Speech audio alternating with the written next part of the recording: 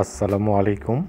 আমি মারুফ হাসান পলাশ, freedom.1971 আমার YouTube channel থেকে সবাইকে শুভেচ্ছা। তিস্তা মহাপরিকল্পনা কি বাংলাদেশের জন্য কাল হয়ে দাঁড়ালো?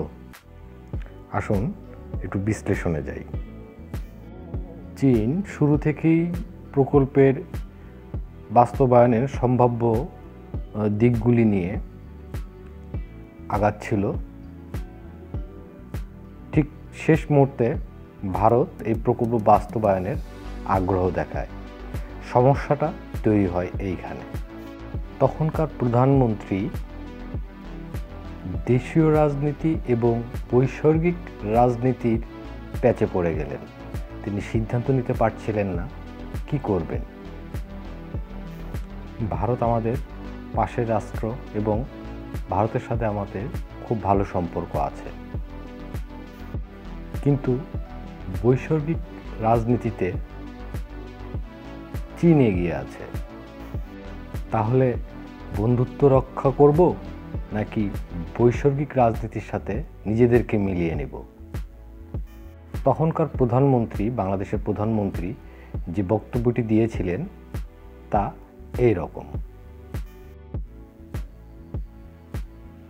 দ্বিপাক্ষিক সফর নিয়ে আয়োজিত সংবাদ সম্মেলনে বাংলাদেশের প্রধানমন্ত্রী জানান, তিস্তা প্রকল্প নিয়ে চীন ভারত উভয়ের প্রস্তাব আছে। তিনি বলেন যে প্রস্তাবটি বাংলাদেশের মানুষের কল্যাণে আসবে, সেটি গ্রহণ করা হবে। একই সঙ্গে তিনি বলেছেন, তিস্তার পানির দাবিটা অনেক দিনের, তো ভারত যদি আমাদের তিস্তা প্রজেক্টটা করে দেয় তাহলে আমাদের সব সমস্যার সমাধান হয়ে গেল। সেটাই আমার জন্য বেশি সহজ হলো না? আপনারাই বিবেচনা করে দেখেন। সরকার প্রধানের বক্তব্য আর ভারত বাংলাদেশ সম্পর্কের বাস্তবতা বিশ্লেষণ করে অনেকে নিশ্চিত যে তিস্তা প্রকল্প ভারতই পাচ্ছে। ব্যাস, এতেই চীন ঘুরে বসল। যদি চীন এই কাজটি তখন পেত, তাহলে বর্তমানে দেশের যে পরিস্থিতি এখন, হয়তোবা এরকম হতো না। সবচেয়ে বড় কথা, বৈসর্গিক রাজনীতিতে চীন এখন আমেরিকা থেকেও অনেক এগিয়ে।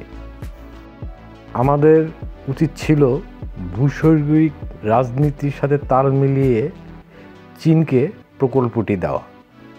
তাহলে একটা শক্ত বন্ধু পাওয়া যেত এবং বেশ কিছু সমস্যা ছিল যেগুলো সমাধানও করা যেত।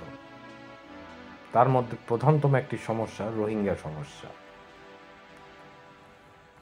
তখনকার প্রধানমন্ত্রী ভারতের উপর বেশি ভরসা করাতে তিনি নিজেও ডুবেছেন, পুরো জাতিকেও ডুবিয়েছেন। আজ এ পর্যন্তই। সবাই ভালো থাকবেন, সুস্থ থাকবেন। ধন্যবাদ।